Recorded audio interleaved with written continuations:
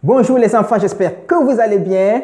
Pour ceux qui ne me connaissent pas, je m'appelle Ado et je suis en formation à l'église Action Biblique de la Servette.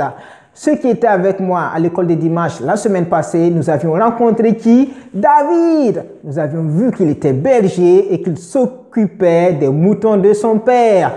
Et nous avons vu que deux choses extraordinaires sont arrivées à David. La première, c'est qu'il a été oint roi par le prophète Samuel, et la deuxième, c'est qu'il a été invité au palais du roi Saül pour lui jouer de la harpe. Mais à la fin de notre histoire, nous avons vu que David était à nouveau avec ses moutons pour les garder et les nourrir. David attendait le jour où Dieu allait vraiment faire de lui le roi d'Israël. Et comme vous le savez, la Bible, c'est la parole de Dieu, c'est notre guide, elle raconte une seule histoire. Donc ce matin, nous allons découvrir la suite de l'histoire de la vie de David. David rencontre un nouvel ennemi qui est différent du lion et de l'ours. Allons voir ensemble ce qui se passe. Alors ce matin-là, David est à la maison, mais ses trois frères, Eliab, Abinadab et Shama, sont absents. Ils sont allés à la guerre avec l'armée du roi Saül. Ils sont allés pour défendre leur pays contre les Philistins. Et peut-être tu te demandes, mais qui sont les Philistins? En fait, les Philistins, ce sont les ennemis redoutables du peuple d'Israël. Depuis des années, les Philistins essayaient de conquérir le pays et de faire des Israélites leurs esclaves. C'est pourquoi le roi Saül et toute son armée sont allés les combattre. Mais il y a une personne qui est assez inquiète. Et cette personne, c'est Isaïe. Isaïe, le père de David. Il est inquiet pour ses trois enfants. Il ne sait pas ce qu'ils sont devenus. Ça fait plus de 40 jours qu'il n'a pas de leurs nouvelles. Alors Isaïe, il décide d'envoyer David s'acquérir des nouvelles de ses trois frères. Alors qu'est-ce que Isaïe fait? Il prépare de la nourriture et puis il appelle David. Il lui dit, prends cette mesure de grains rôtis et ces 10 pains et apporte-les à tes frères.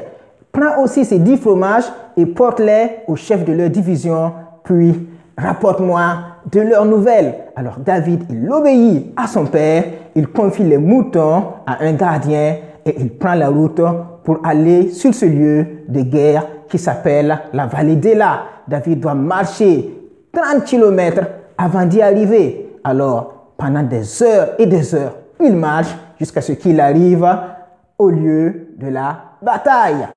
Quand David arrive, il voit les deux tentes des deux armées. Sur une montagne, il y avait l'armée de Saül et les frères de David.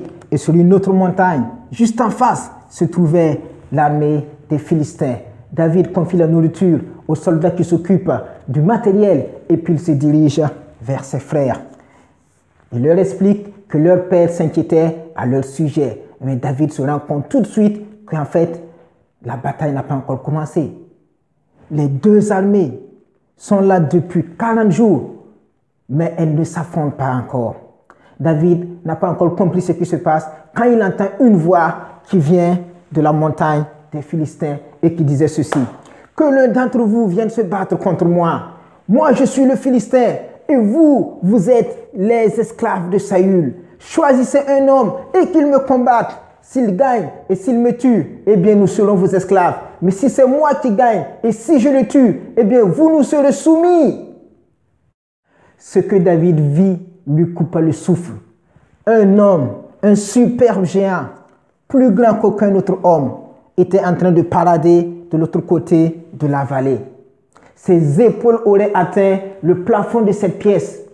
Il porte un casque et une armure en bronze. Même ses jambes sont protégées. À la main, il tenait une lance longue et épaisse avec un fer aiguisé tout au bout. Un homme se tenait près de lui pour porter son bouclier. Il paraissait invincible. Son nom est Goliath. Et il disait encore, choisissez un homme et qu'il me combatte. Je vous lance ce défi. Ainsi parlait l'ennemi de Dieu et du peuple d'Israël. Mais du côté des Israélites, qui va aller se battre? Les soldats se regardent les uns les autres. Ils sont tous effrayés. Même le roi Saül Même s'il est grand, ne veut pas aller se battre. Les 3 frères de David sont là, mais aucun d'eux ne veut affronter Goliath. Le roi Saül avait même promis de donner sa fille à celui qui vaincra ce géant en mariage et que cette personne n'allait plus jamais payer d'impôts de toute sa vie. Mais aucun soldat en Israël ne veut aller au combat. Ils regardent tous ce géant et ils oublient une chose. Ils oublient que l'Éternel est vivant et qu'il est tout puissant et qu'il peut leur donner la victoire. Ces hommes ont oublié ce que leurs parents et leurs grands-parents leur ont raconté. Dans le passé, Dieu a fait de très grandes choses pour Israël. C'est lui qui les a délivrés de la puissante armée égyptienne. C'est lui qui a fait tomber les murs de Jéricho. Et c'est encore lui qui les a donné ce pays. Les Israélites n'auraient jamais remporté ces batailles tout seuls. C'est ce Dieu qui a créé le ciel et la terre. Il est tout puissant et sa force n'a pas de limite. Les Philistins disent qu'eux, ils combattent au nom de leur Dieu, mais ce sont de faux dieux faits par la main des hommes. Seul l'Éternel est le vrai Dieu et il est tout puissant. Les Israélites doivent apprendre à lui faire confiance. David semblait cloué sur place. On lui dit que chaque matin, Goliath s'avançait pour répéter les mêmes paroles. Et David dit, ce Philistin a osé insulter l'armée du Dieu vivant. David savait que les paroles de Goliath sont une offense à Dieu lui-même. Dieu est saint et il ne supporte pas que son nom soit ainsi méprisé. Aujourd'hui encore, beaucoup de gens se moquent du Dieu de la Bible. Ils osent même parfois utiliser son nom dans un juron. Mais Dieu nous dit clairement dans sa parole de ne pas utiliser son nom de la mauvaise manière. T'est-il déjà arrivé de prendre le nom de Dieu à la légère?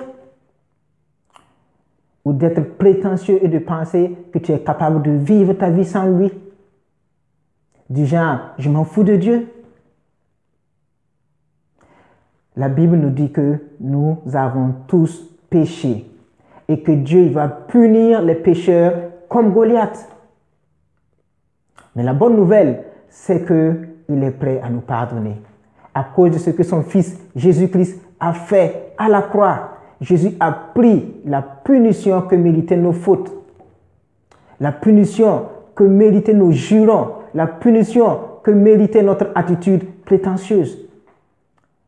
Jésus est mort pour nos péchés, mais il est aussi ressuscité et il est prêt aujourd'hui à nous réconcilier avec son Père si nous lui faisons confiance et allons vers lui. David continue à parler aux soldats. Il veut les convaincre à réagir aux paroles de Goliath. Mais le frère aîné de David, Eliab, se met en colère et puis il vient vers David et il lui dit, « Pourquoi es-tu venu ici? À qui as-tu laissé nos moutons? Je te connais, petit prétentieux. Tu n'es venu ici que pour voir la bataille. » Ces paroles sont difficiles pour David. C'est difficile pour lui d'entendre de tels mensonges. Mais il dit simplement à son frère qu'il n'a rien fait de mal et qu'il a aussi droit à la parole. Puis il continue à parler avec les autres soldats israélites pour leur dire, mais faites quelque chose, répondez, il faut quelqu'un pour le combattre, ce géant. Et les paroles de David parviennent jusqu'aux oreilles du roi Saül qui demande à le voir. Quand David se retrouve en face du roi Saül, il lui dit que personne ne se décourage à cause de cet ennemi. Je suis ton serviteur, j'irai me battre contre lui. Mais Saül riposta. Il dit non, tu ne peux pas combattre ce géant. Tu n'es qu'un garçon. Lui, il est entraîné à la guerre depuis sa jeunesse. Mais David ne se décourage pas. Il dit encore à Saül, quand je gardais les troupeaux de mon père et qu'un lion ou un ours venait pour emporter une bête, je courais derrière lui, je le frappais et j'arrachais la bête de sa gueule. Puisque j'ai tué des lions et même des ours, je vais tuer aujourd'hui ce géant parce qu'il a insulté le Dieu des bataillons d'Israël. Saül se rend compte que David est bien sérieux. Mais comment un si jeune garçon peut-il venir à bout de ce géant Goliath? Et David dit encore à Saül, l'Éternel qui m'a délivré des griffes du lion et de l'ours me délivrera aujourd'hui de ce Philistin. David nous montre un bel exemple. Il a fait confiance à Dieu et il a pu vaincre des bêtes sauvages. Faire confiance à Dieu, c'est compter entièrement sur lui, dépendre de lui pour arriver à faire quelque chose qu'il serait impossible de réaliser sans lui. La Bible appelle cela la foi. David était rempli de foi. Parlons un peu de Laura. Laura est une fille qui ne veut plus retourner à l'école parce que ses amis ont appris qu'elle est chrétienne et qu'elle va à l'église chaque dimanche. Hier, ils se sont moqués d'elle et ils ont dit des choses affreuses sur Dieu. À ton avis, que devrait faire Laura? Laura devrait se rappeler que l'Éternel est vivant, qu'il est tout-puissant et qu'il peut même utiliser cette situation pour lui donner l'occasion de parler de lui à ses amis. Laura doit se tourner dans la prière et demander à Dieu de lui remplir de courage et elle pourra ainsi retourner à l'école convaincue qu'elle n'est pas toute seule. Et David dit à Saül qu'il est convaincu que l'Éternel lui donnera la victoire. Et Saül dit alors, vas-y et que l'Éternel soit avec toi. Mais il veut aussi lui donner son armure pour le protéger contre Goliath. Le roi Saül posa son casque sur la tête de David et il le revêtit de sa cuirasse. Il lui fixa aussi son épée sur le côté, mais l'armure est trop lourde et David n'arrive même pas à marcher. Alors David dit à Saül, je vais y aller avec mes vêtements de berger. Je ne suis pas habitué à porter une armure. Et il se débarrassa de tout cela. David se débarrassa de toute l'armure et il prit seulement ce qu'il a l'habitude de prendre quand il va au champ. Un bâton et puis une fronde. Savez-vous ce que c'est qu'une fronde? Eh bien, une fronde, c'est un peu... Moi, je n'en ai pas, hein, je n'ai pas pu en confectionner pour vous montrer, mais c'est un peu comme ce masque-là. Vous voyez? Donc, vous avez au milieu, ici, une rondelle en cuir, et puis vous avez une corde à chaque extrémité. Et c'est sur la rondelle qu'on pose la pierre, comme ça, et puis on tient les deux cordes de cette façon. Et là, on peut tourner et lancer. Et là, la pierre, elle s'en va pour viser la cible. Donc, c'est ce que David utilisait au champ pour chasser les bêtes qui venaient attaquer ses moutons. Imaginez ce que les soldats peuvent ressentir quand ils voient David descendre de la montagne dans la vallée avec seulement un bâton et une fronde pour combattre Goliath. Et David, il arrive près d'un courant d'eau, il s'arrête, il choisit 5 pierres bien lisses qu'il met dans son sac qui est attaché à sa ceinture et il va vers Goliath qui venait aussi dans sa direction. Les yeux des soldats des deux armées observent la scène. D'un côté, il y avait un superbe géant armé d'une lance, d'un bouclier, revêtu d'une armure et d'un casque. Et de l'autre côté, un jeune berger de rien du tout, tenant une fronde et un bâton et en plus des cailloux. Quand Goliath s'aperçoit de celui qui vient pour le combattre, son visage est transformé de colère et il s'écrie: « Est-ce que je suis un chien pour que tu viennes me combattre avec un bâton? Approche un peu pour que je donne ta chair à manger aux oiseaux du ciel et aux bêtes des champs. » Puis il maudit David par le nom de tous ses dieux. Et David lui répond: « Moi je marche contre toi au nom de l'Éternel des armées, le Dieu des armées célestes, le Dieu des bataillons d'Israël que tu as insulté. Aujourd'hui même, l'Éternel me donnera la victoire sur toi.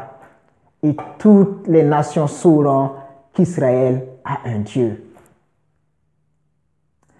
Et David lui dit encore: « L'issue de ce combat dépend de Dieu. » et il nous donnera la victoire sur vous. David sait qu'il est bien plus petit et bien plus faible pour vaincre Goliath tout seul. Alors il a mis toute sa confiance en Dieu, comme il a l'habitude de le faire. Toi aussi, tu peux mettre ta confiance en Dieu et marcher au nom de l'Éternel. Il te sera difficile tout seul d'affronter les difficultés de la vie. Alors, comme David, mets ta confiance en Dieu et marche par la foi. Alors, Goliath se précipite sur David et David fonce sur Goliath. Il sort une pierre de son sac, il la met dans sa fronde, il tourne de toutes ses forces et il la lance en direction de Goliath. La pierre fend l'air et vient s'enfoncer dans le front de Goliath, juste sous son casque. Alors le géant s'écroule tel un arbre et il ne bouge plus. David s'approche, il se saisit de l'épée du colosse, puis il lui coupe la tête. Le champion des Philistins a été vaincu par un jeune berger. Tous les soldats n'en croient pas leurs yeux. Les Philistins ont peur et ils prennent la fuite. Les soldats d'Israël n'ont plus peur. Ils lancent des cris et ils se lancent à leur poursuite. David est un héros et Israël remporte la victoire. Mais David a mis sa confiance en l'Éternel et il n'a pas été déçu. Toi aussi, tu peux placer ta confiance en l'Éternel si tu ne l'as pas encore fait. Tu peux d'abord lui demander pardon pour tes péchés, lui dire que tu sais que tu l'as ignoré et que tu l'as désobéi et que tu comptes sur lui pour te pardonner et pour prendre les commandes de ta vie et que tu veux mettre toute ta confiance en lui et en lui seul. Comme Laura, tu peux lui demander de te remplir de confiance, de foi, pour que tu puisses affronter les difficultés de la vie de tous les jours. Alors, sois comme David, sois un homme de foi, fais confiance à l'Éternel. Je te dis au revoir et à bientôt pour une nouvelle histoire dans la parole de Dieu qui est la vérité et qui est notre guide. Bon dimanche et à bientôt. Bye bye.